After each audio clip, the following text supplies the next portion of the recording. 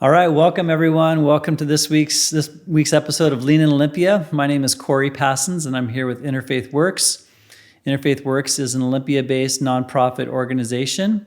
We are also the region's largest social service provider to vulnerable adults experiencing homelessness, and we're a coalition of 30-plus faith and spiritual communities and diverse affiliated communities and organizations as well.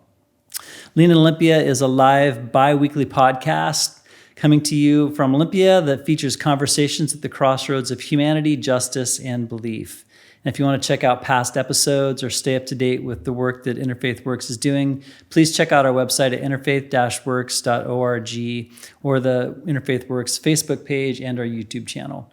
And today we are featuring ficus trees on either side of us, which is a new innovation for the show. So it's a big deal today. Our guest today is Clark Gilman. Welcome. Hi, Corey. Clark is the Olympia City Council member, position number 4, and Mayor Pro Tem. And I'd like to read just a little bit from your bio on the City of Olympia website, and then we can just take it from there as a springboard. Clark says his focus is on the council is to continue to move forward as a united city through adversity and new opportunities. He remains especially focused on racial and economic justice, and we'll come back to that later, and our city's effort to highlight and address those inequalities. Clark has worked as an organizer, editor, researcher, carpenter, soda jerk, and shipping clerk. He's a union and community organizer, musician, board member of the Bridge Music Project, and an active member of First Christian Church here in Olympia. Husband, father, grandfather, and son. He and his wife raised their family on the west side of Olympia. And you studied ecological agriculture at Evergreen State. Yes. And also, it says the cities you've lived in are Seattle, Boston, and Olympia. Wow. And Google knows all of that about me. I think it's on the website for the city, I think, is where I found it. So, yeah. So let's start off with the most important thing. What instrument do you play, and what styles do you play?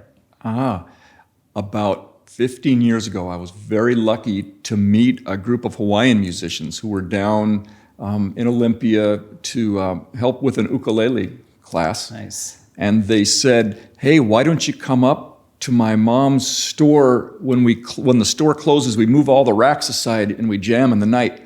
And so I have enjoyed several years of playing and doing community performances with a Hawaiian group, and just feel really lucky to have connected with that community. Oh, so good. Have you been to the islands? I have mostly the island of Lakewood, which is where almost all of the people I play with have settled. But we've visited Hawaii, but I don't have a strong connection other than the wonderful Pacific Islander and Hawaiian folks who live here in our community. Oh, fantastic. So, that's so good. Do you have your own ukulele then? I do. Okay, great. Yeah. Yeah, my cousin grew up in Hawaii, and she bought a beautiful koa ukulele, just a dear kind of remnant for her of her time growing up there. It's beautiful. Yeah. Well, thanks for being here today. I wanted to just see if you would tell us about your journey, your story. Where are you from? Sure.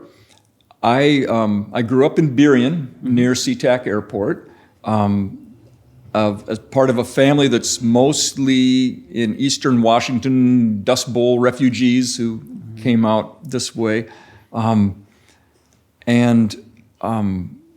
was just really lucky to be part of 27 first cousins, big family get-togethers all the time, a pretty close clan. So that's first. That's where I come from. Is sort of the way that my mom and grandma raised me, I guess.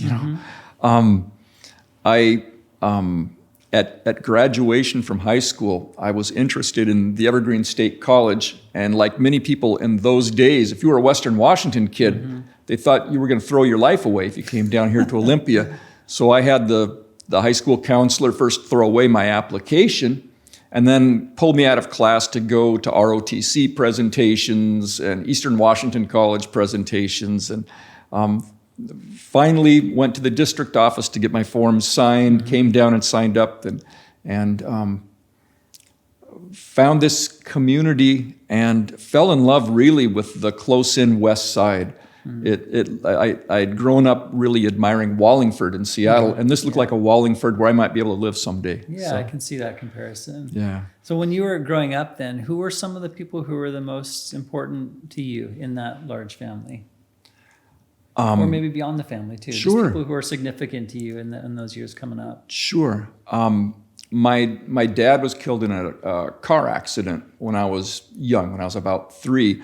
So I spent a lot of time with aunts and uncles through the growing up. So my mom, of course, really important, and my grandma stayed with us often. But that whole clan just sort of helped out, and my brother and I would stay for a while with different aunts and uncles or older cousins. And I was just lucky to be really raised by a whole community of people. And something that struck me when I came to college is, with no respect to the black sheep of good families who come and are working on important social change things, I had a very different experience of being the prize pig of a working class family, of being the one that everybody was like, he's going to go to college. What should we do? Get him an umbrella, get him a pack of Top Ramen. I don't know, So I was really fortunate to have the family cheering for me to come do college, to work on social justice work. And I've really valued that, and I think it's made it easier to stay centered on values. Yeah, so some of the folks, your wider family, you had points of support throughout them. Were there mentors for you outside the family network in your own, like your educational life, or other activities that were also alongside you during those times? Absolutely. There were a couple of, first, the draft registration was reinstated at the end of my high school time. And I was a punk rock kid in Seattle during those years. And so I became part of opposition to draft registration. And that connected me with the Fellowship of Reconciliation.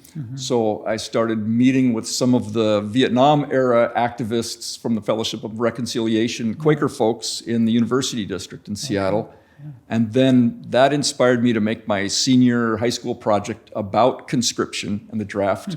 And then after a year of Evergreen, I drove off to Boston, and they were in the midst of the first sort of demonstration trials of people refusing to register.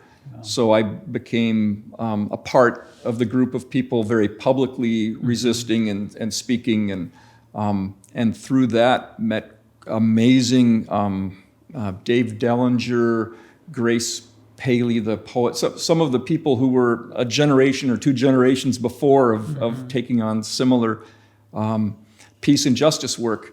And just lucky enough to be part of a group of young folks who were having dinners with them and getting mentored during that time. So. How do you call upon them now? It seems like there's a continuity with what you were looking into at that period of time and the work that you're how do you feel them or call upon them now? How are they with you? Yes.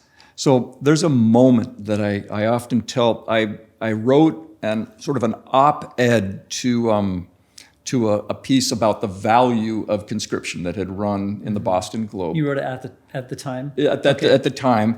And it was read out loud at the Community Church of Boston as a warm-up act to Noam Chomsky coming to speak. Oh, wow. And so I had this, funny moment of high visibility. But what struck me was people, at the coffee hour time, people came and said, "It's your turn. This is a struggle and a journey that goes on forever." I took my turn during the Korean War time. They took their turn during nuclear testing in the atolls in the Pacific. It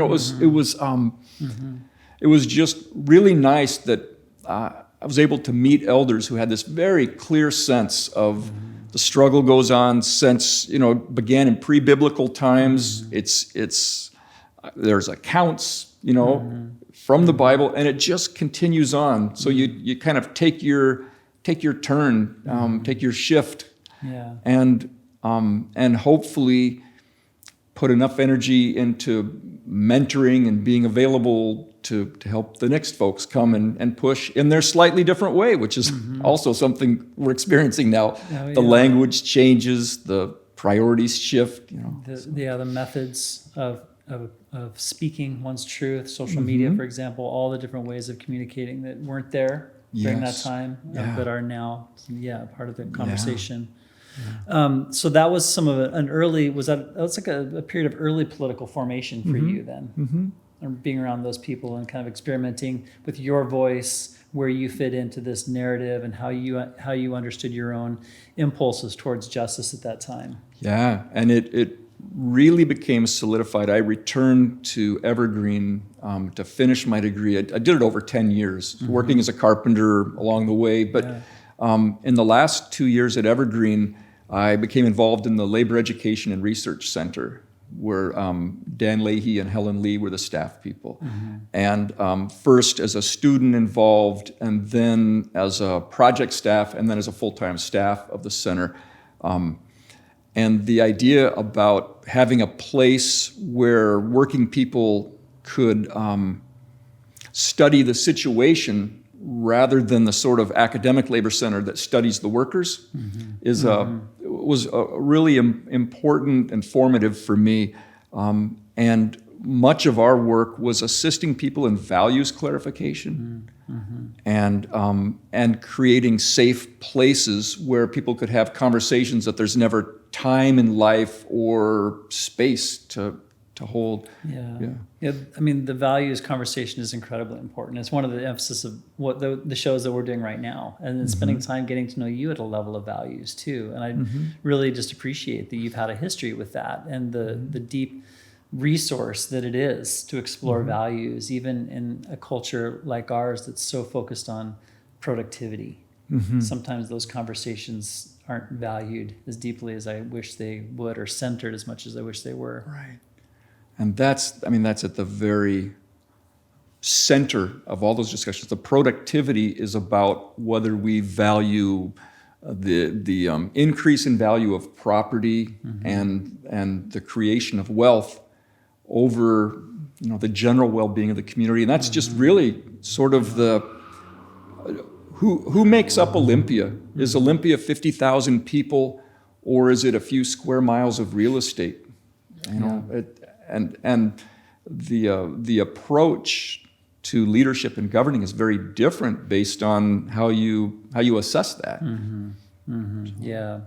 Well, as we're starting to shift into values, let's move towards that a little bit more, and towards areas of meaning making and spirituality. One of your colleagues, when we met just across the hall there in a candidate forum last year, commented how the last couple of years, and this is only maybe 6 months ago we did these or so, have been some of the hardest years of service that they've experienced.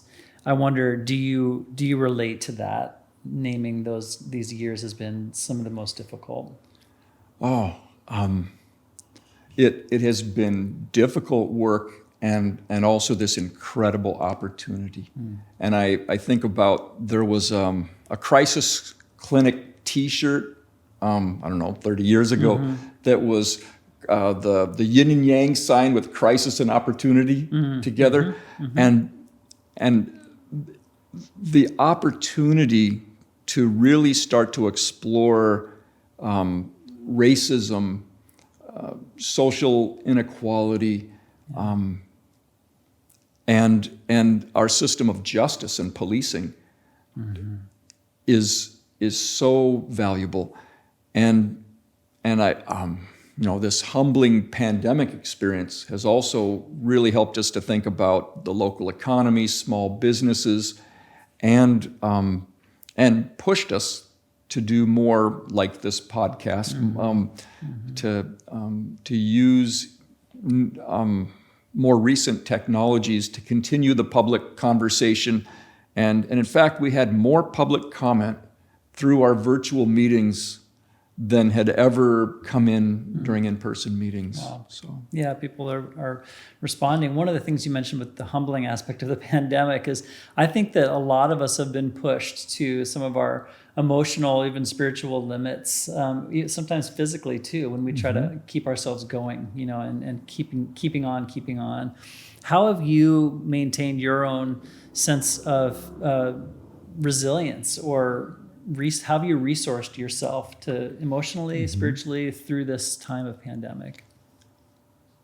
Well, I can tell you what I've done, and I can also just say up front that there have been moments where it's been very, very overwhelming. And I've been less optimistic at some times than others. And I think that for me, I'm so much a people person that getting away from the Zoom camera on the kitchen table and being able to walk with folks, to see people's faces, has been an important part of staying charged. And also using those same platforms to connect with other community leaders and other local electeds from around the country who are engaged in similar, particularly around the police social justice or police accountability, race issue, and about climate and building electrification. I've been able to find community with other people around the country working on the same issues at the same time. Yeah, so connectivity with people has been a source of energy for you. Yeah, and that experiencing the connectivity in different ways during Zoom too. I think there was, for some of the work I do with congregations, things like that, there's a period of adjustment to where the technology was something that we all had to kind of figure out and kind of feel comfortable on. And then once we sort of acclimated to that, sort of easing into the opportunities of the connectivity there, even though it's different than being in person. Yes, and at First Christian, we also continued worship using Zoom for a while, being outside, but one way or another, had communion every Sunday, and that has been super important to me, both in the intellectual sorts of spiritual, of the stopping to think and wonder, but also of staying together with that community, because the community at First Christian is remarkable, in my experience, for always saying yes. And that's so important to me. How long have you been a member there at First Christian? Boy, I'm bad with years, but we first started attending around 2005 or 6 or something like that. And then I had several years of doing leadership for the Carpenters Union in Seattle, and wasn't participating, and then rejoined as I returned to Olympia. Okay. So. Yeah, we had Pastor Amy LaCroix on Lean in Olympia in an earlier episode, and just she was able to share some of the history of First Christian saying yes to a shelter in an inadequately equipped space. Yes. And that was what she made very clear, was that it was a congregational decision, and that the congregation itself was a congregation of yes, I think, in her words. And so I've been inspired by that history and by her recounting of that. And it sounds like you were a part of seeing that congregation function in that way, to say yes, to step into that space of trial and uncertainty. And it's about connectivity or community, that it would be a very different experience to be standing alone, just with my Howard Thurman book and trying to think my way through this, as opposed to doing some reading each night, but also being in community with other people who agree in principle and are also willing to act. I would credit that community also with being able to find a way, and then frankly, we saw the very best out of the city full-time employees.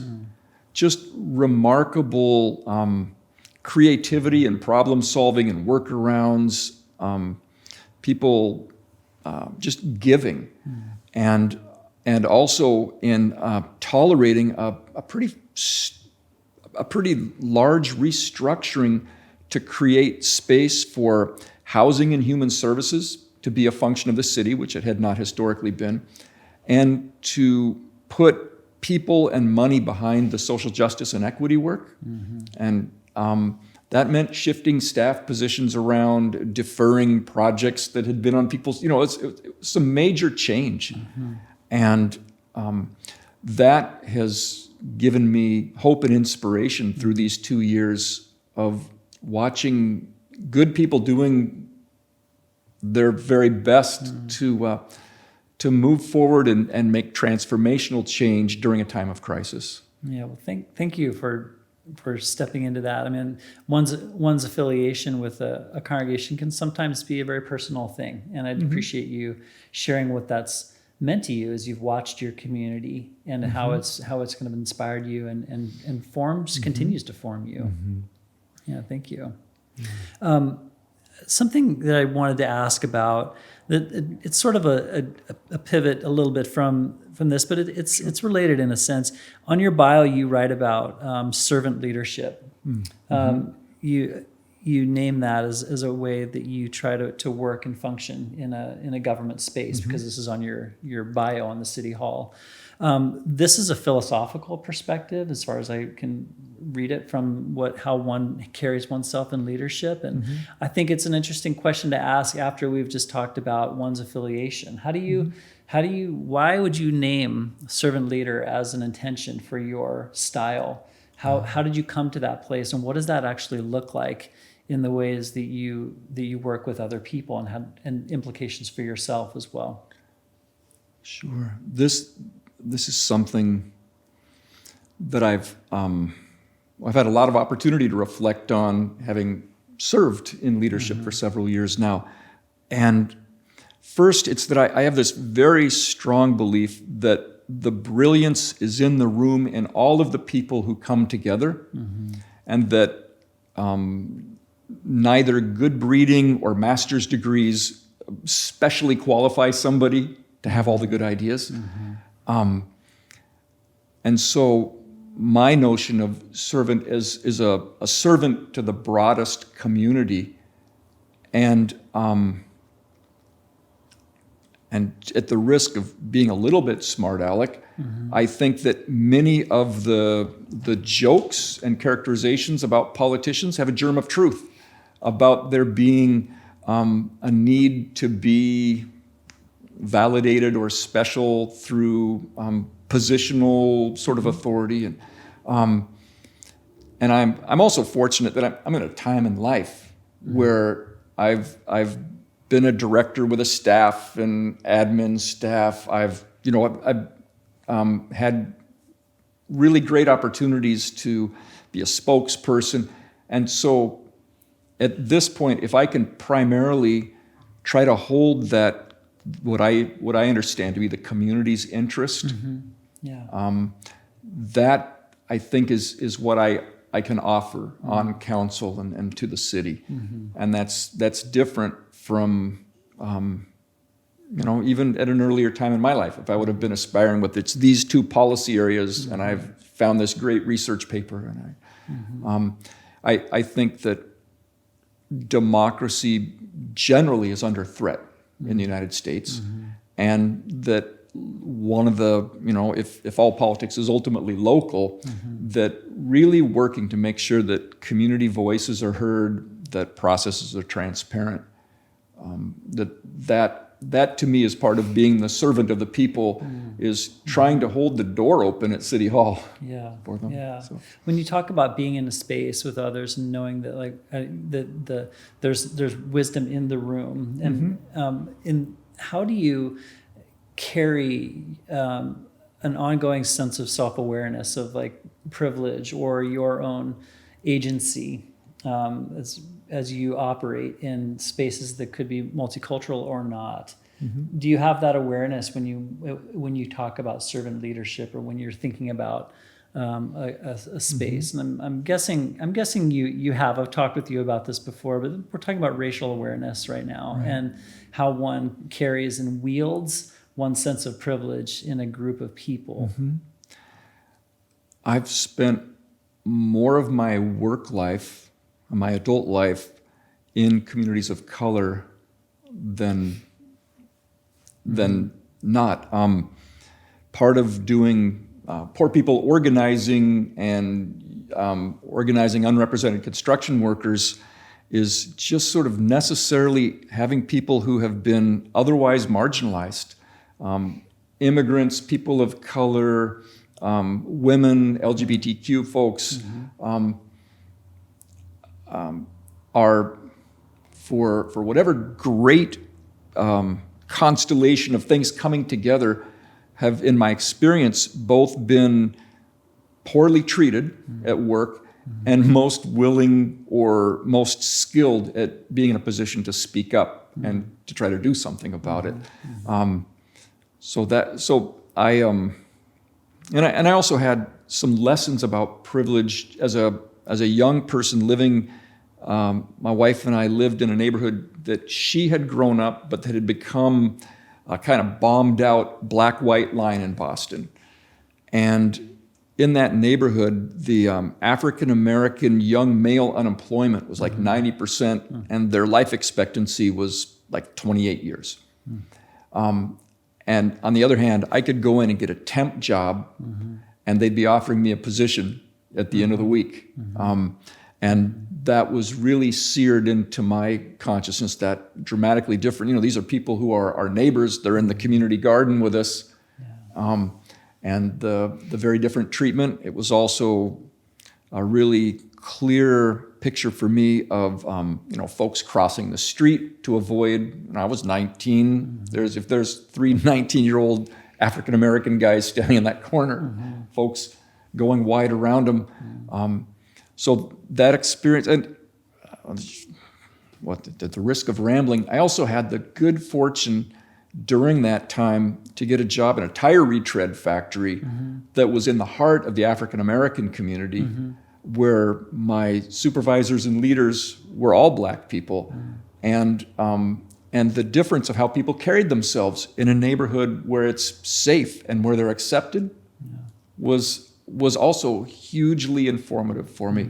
And then across most of my carpenter career, I was part of a local union that was majority Latino immigrant carpenters. So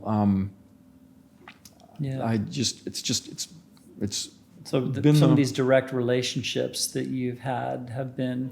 You've named mostly direct relationships in what we've been talking about since my question. So it sounds like those have been some of the places of deepest reflection for you, as opposed to maybe study or things like that. I mean, you've lived an experience where you've noted this yourself. You've seen it and done some analysis of how you walk in the world compared to the people you're walking next to.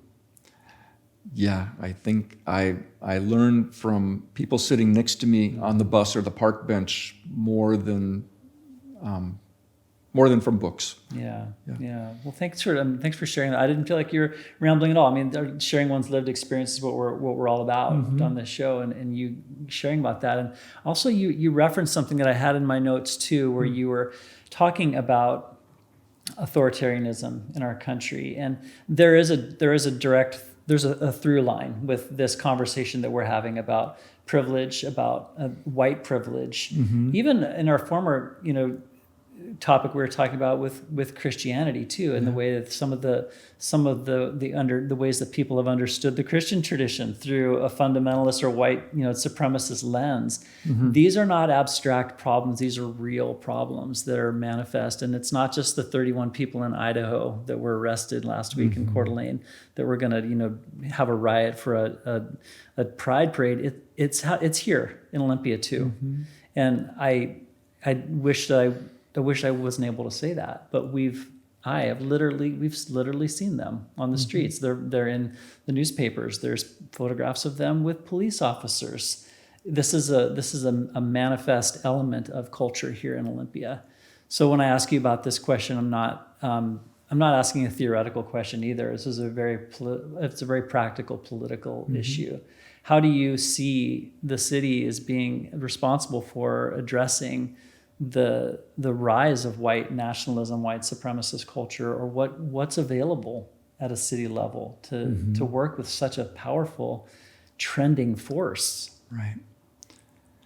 Well, first, I don't believe that white supremacy culture is like a weather pattern that's happening. I think it's a conscious effort or movement that's being propagated by people, spending money and putting time in on purpose to create these divisive ideas and this awful, hateful rhetoric. So I think it's very intentional by people, and that one of the ways of countering that is by being equally intentional in measures like our sanctuary city effort, and in our efforts to reimagine how law enforcement engage to keep the community safe, but also to communicate that the values of hate are not welcome in the community. And I'm guided in this work by the fact that lots of the carpenters I grew up with and my cousins are poor white, semi-rural folks. My people look more like the folks coming in to protest than the people who come to speak at city council. I mean, that's just, I'm really,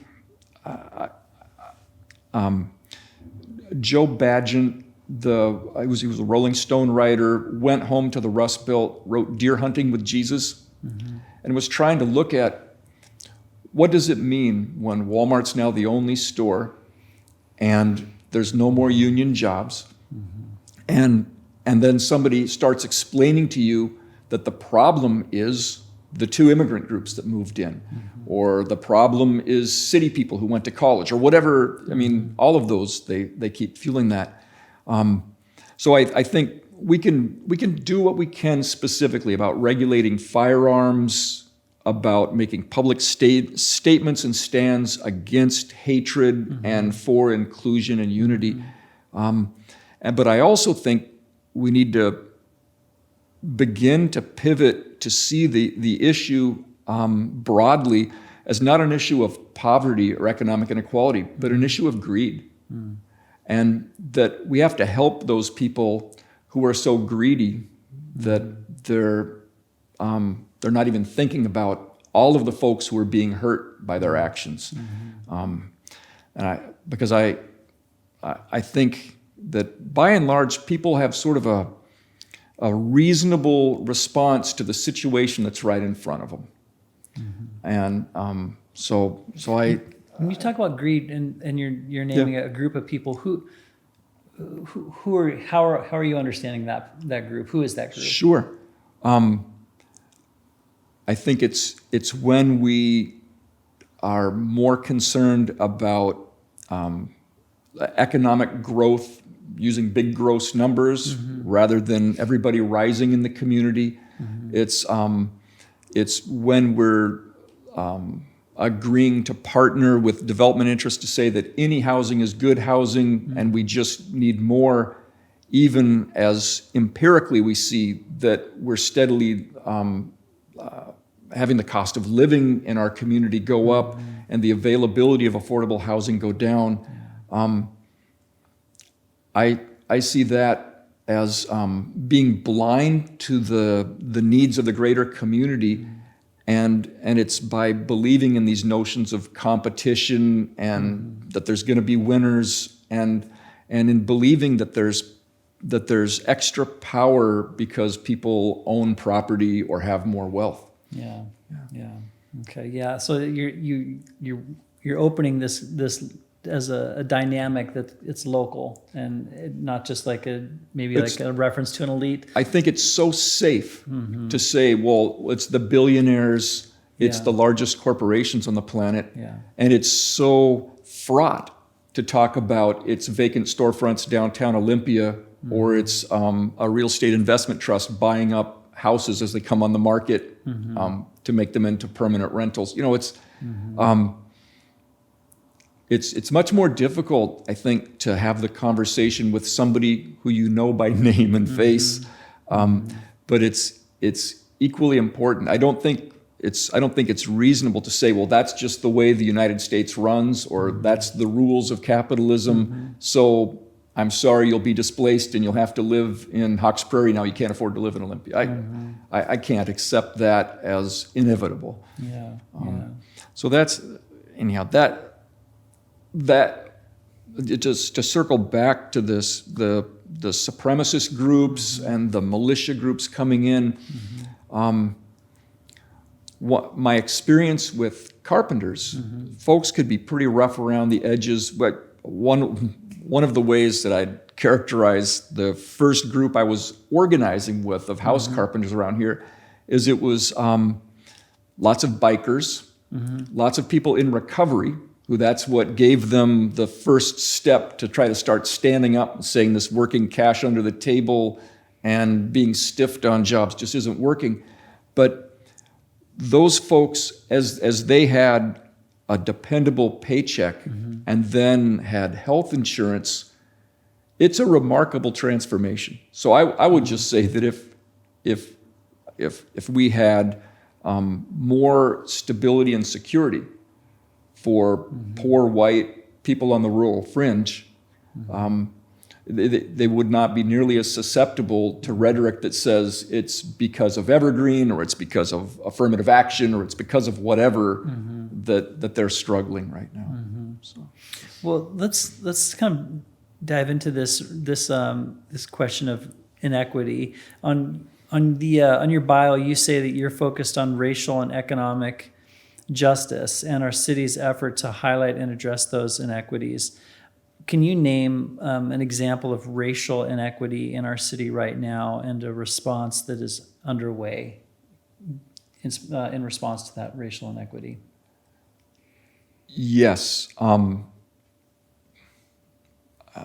Having had 300 years or so to build up unfair institutions and structures, there's plenty of fodder for taking things apart. I mean, it starts as simply as looking at participation in the Parks Department's youth programs and community education classes.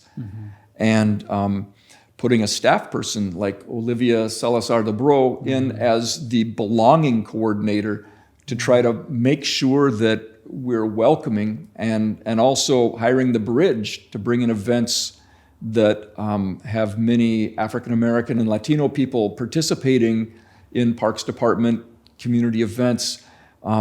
So that's one sort of surface level where it was just really clear that the demographics were wealthy and white in those classes, and so with good intentions, what can we do to create something that's both desirable to other families in the community and welcoming. The reimagining public safety work has first been a matter of sort of daylighting what happens now and looking at demographics that show that it's really clear that there's very disproportionate interaction with law enforcement, even at the level of traffic stops for people of color. And so sort of naming it, studying it, hearing from other communities about ways they're addressing this, that I think those are the steps that I see immediately.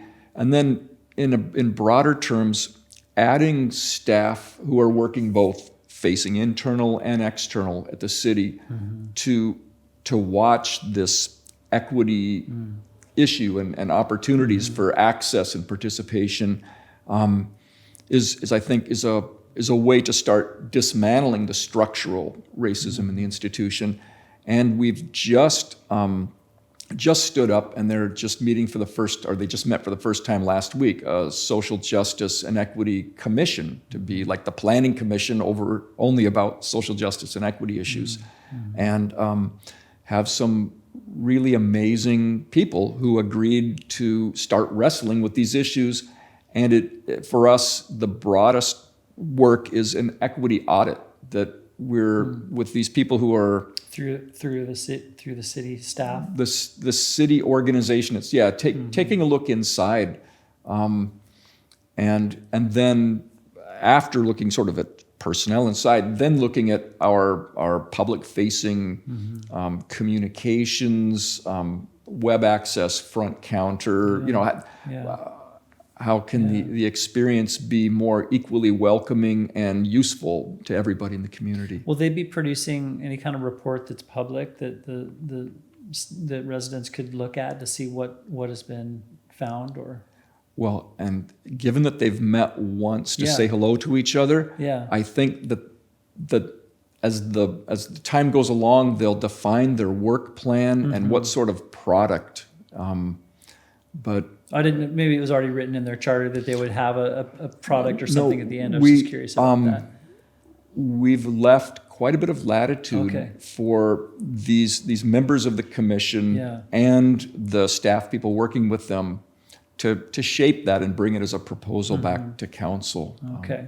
Okay. Because again, if we're trying to undo the structures of racism, having the incumbent leadership create the equity framework, is problematic because we're blind to, we're just because we're blind. Yeah. Yeah. But thank you for sharing about that. That's exciting to hear about that. How about the second half of that question, which was an example of economic injustice that you would point to in our city and a response that's happening right now? I think that the rental assistance work was an important gesture to economic injustice during the COVID relief, and the I think there are several well-intentioned efforts that we're still sort of wrestling about, trying to understand better both the racial makeup and the economic makeup of who's in Olympia, who sleeps here, who comes in to work and goes somewhere else, and trying to create opportunities so that people who live here can work here, and feel safe and welcome in both. One sort of narrow, specific set of examples is about using some of our resources. We use a lot of resources to try to incentivize new development of residential units. I've been hoping that we can use a portion of that to try to shore up existing apartments that are modest apartments, but if they need some investment to keep functioning and to keep the same ownership and not be flipped or transformed, that's super important work. And that's something we're looking at as we begin the West Side. It's a major planning effort called the Capitol Mall Triangle, expecting that the mall will be redeveloped into whatever's the 2025 version of a shopping mall area. So. Okay. Yeah. So, and that's what you're citing mostly are issues related to housing. It's kind of, it feels like that's front of mind to you. It is. I think from what I hear as I'm interacting with people, the squeeze of housing is driving everything in terms of insecurity. Yeah. But I'd also say that it could be either way. We could either be paid enough to afford the rent, or have rents that are stable enough to be able to afford the rent on the pay we're getting now. So I think, the minimum wage sort of conversation has, well, with this inflation of the last few months, but really over the last couple of years with the rent increases, now all of a sudden we're not at $15 an hour minimum wage is no great shake. And it's somewhere in the 20s to be able to have two people working a full-time minimum wage job and share an apartment. Yeah. And that's... Yeah. It's a lot. You use the word squeeze, and it's real. On your bio also it says that you are proud of the city's, talking about housing and homelessness, I'll pivot to homelessness, yes. That you're proud of the city's response to homelessness, even as you recognize that many are still suffering. So I recognize in this statement you're holding a both and with this, that the response from the city has not ended suffering. We still have many people who are enduring homelessness. And yet you talk about the city's response and some of the ways that you're proud about that. Can you just unpack this statement for us a little bit? Absolutely, Corey. The city taking on homelessness and human services, mental health response, all that, is new work for the city, and it's new work for cities generally. This is functions that sort of were devolved from federal funding to state agencies, that federal funding going away, state agencies giving up on that work, privatizing institutions into nonprofit, assisted living and group homes, and then finally just having nothing. So it's like we spent many years through the Camp Quixote, work where the city was very clearly saying, it's not our job. I feel really badly about this, but it's not our job. And we reached a point 6 or 8 years ago where we realized nobody else is coming to do this. And both people are suffering and dying on the street. And as well, it's becoming increasingly difficult to share the public spaces.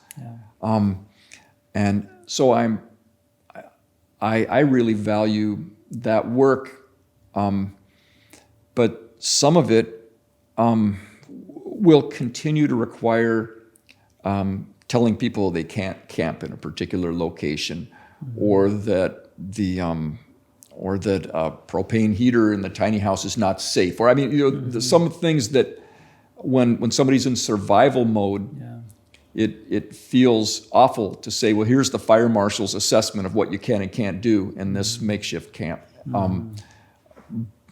So we're finding new ways of, this is what, Meg with the Interfaith Shelter and the Just Housing folks had been campaigning for many years to ask us to legalize survival. And it's really messy in day-to-day real life of downtown walking patrol and the ambassadors and the crisis response unit and the familiar faces folks actually interacting and then continually butting up against the fact that there is no place to refer somebody to. If they're in a mental health crisis, there's not a place for them to go. And if it's small things that are crimes, that are illegal, there is no punitive system. There's no room at the jail, right? And so we struggle, but I think we're struggling and continuing to move forward. And just the first thing in terms of dignity, just daylighting that the people that Ensign Road is not a collection of beat up RVs, but it's a community of people who found a safe place to live during the pandemic and have found support within each other. And that's a pivot that I'm proud of, is recognizing that these are communities of people and not just problematic makeshift structures. They are communities of people. We at Interfaith Works, we do moments of blessing for people who experience homicide and who might have died violently in our communities. And there was a young woman who died near Ensign Road, and we did a moments of blessing for her. And at that moment of blessing, a man approached the circle and was clearly, in a place of emotional trial or distress, and came over to me and we started talking. And he is a person in the Ensign Road community who's a self-appointed security guard. He was on guard that night, and he was short. They usually have 2 or 3 a night that are on guard to protect the community. He was shorthanded that night, and he felt responsible. Like when we just heard your response, you named agency after agency, the support that's not there, to be a presence for the wider community, including those residents. And this is a person who cared for his community enough to take on that role, to take on the energy of that role, the responsibility. He took on the responsibility of that role and was feeling it. And so I just wanted to recognize his humanity and that weight that he carried voluntarily to protect his own community. Yeah. When you work within the government structures, there was a recent article posted in the New York Times about a former Houston mayor who was talking about public homelessness and how people often complain about public homelessness, but at the same time, they might hold an ongoing critique of the actions that are ongoing to try to help homelessness. She's like, you can't criticize both.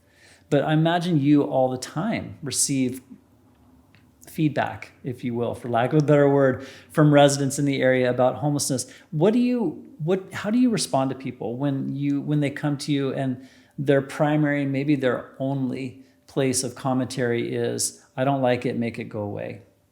How do you respond? It's and that comes to us frequently. Mm-hmm. I know, I see it. I don't like it. Mm-hmm. Make it go away. Yeah. And so, it feels like dad-splaining or something to tell people that it's not a uniquely Olympia issue, mm-hmm. And that radio stations across the United States are advertising the same dramatic telling of the magnet and how their town is attracting mm-hmm. people from all over the world to come for the great bologna sandwiches at their Salvation Army. Yeah. Right? It's I give some of that context that for me it's a much bigger situation, but I also acknowledge that if somebody is afraid or if they feel like it's an assault, that somebody was just inches away panhandling or ranting, that's a real feeling. Mm-hmm. And so all of these staff we've added and our effort to get to 24 hours a day with the crisis response unit mm-hmm. is intended to make that less frequent. Those challenging interactions on the sidewalks in the downtown core, and it's, again, I guess it's just living in it, and I also often acknowledge that I know a number of folks who've been unhoused right through this whole crisis. I know them both during this time of their being unhoused, but there are folks who I had relationships with, my barber in Tumwater, mm-hmm. who now panhandles in front of the Jack in the Box mm-hmm. at Lily Road or mm-hmm. Slater Kinney, mm-hmm. or a carpenter who volunteered all the time with me and now lives in her van up on the west side. And they're people in our community. Yeah. So I don't have an easy answer other than that what we're doing is managing and trying to manage with some new rules that recognize that housing is very difficult to get and medical services, especially mental health and substance services, are very difficult to get. Mm-hmm. And so we're managing with who is here and where they're at. Yeah. Well, we'll begin to transition out, and as we end, is there one program or point of engagement from the city that you want to highlight in particular that you think that you would celebrate with homelessness response in our area as a final conclusion to this? Absolutely. There's an interrelated sort of cluster of, we've added familiar faces mm-hmm. are people with lived experience, peer counselors, mm-hmm. who are each given a relatively small caseload. So they have people who they check in with regularly, week to week. Mm-hmm. And that building a relationship over time and building a non-judgmental relationship as sort of a navigator to resources has been very impactful for a number of people. And one of the places that they've been guided has been to community court. Mm-hmm. And our municipal judge, Scott Alf, has really worked along with his staff to develop a community court model where a person can meet providers from a number of nonprofit services, mm-hmm.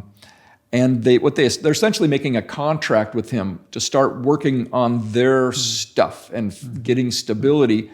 And they have regular check-ins. They come back to court, and I've met and walked with a few people who are graduates who are now back in town, working, living in an apartment, living life, and that. So it's incredibly intensive. It's a lot of resources and a lot of time to spend, and a lot of sort of love and energy to put into somebody. But I think that's the most real path towards, helping one at a time individuals to find a life where they're not so vulnerable to dying on the street, and they're not in pain so much of the time. Yeah. Thank you for sharing that program. So we'll begin to wrap up today. Clark, thank you for being here. I have one final question for you, but I just wanted to just share gratitude for you being here, sharing parts of your story, your upbringing, your journey into realizing social justice initiatives, your mentors that brought you into that area, your ukulele playing. Thanks for sharing about that. And so as we conclude today with all this, I have a question I come to with each guest as we wrap up. How do you define hope? And where do you see an expression of that in our world today?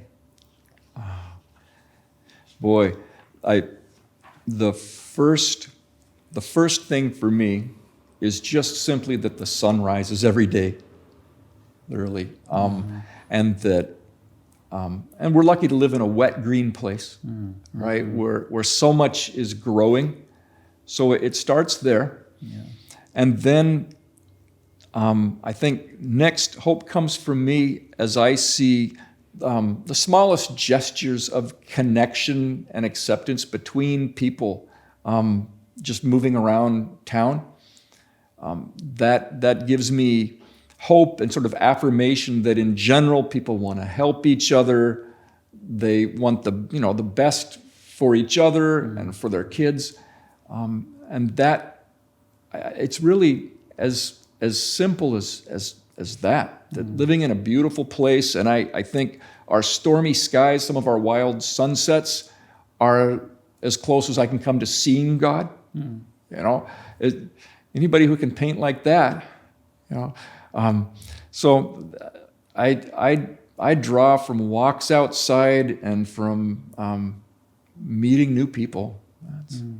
Thank you. Yeah. Thank you. Well, thank you today for joining us. Our guest has been Clark Gilman, who's a Olympia City Council member, position number 4, and Mayor Pro Tem. Thank you for being here today. This has been Lean in Olympia. You can check out past episodes of Lean in Olympia on the Interfaith Works website, our YouTube channel, and our Facebook page. Please stay up to date with this show on Spotify. The show is now a podcast, and on iTunes as well. So thank you all for being here. Peace to you, and have a great rest of your day. Thanks, Corey.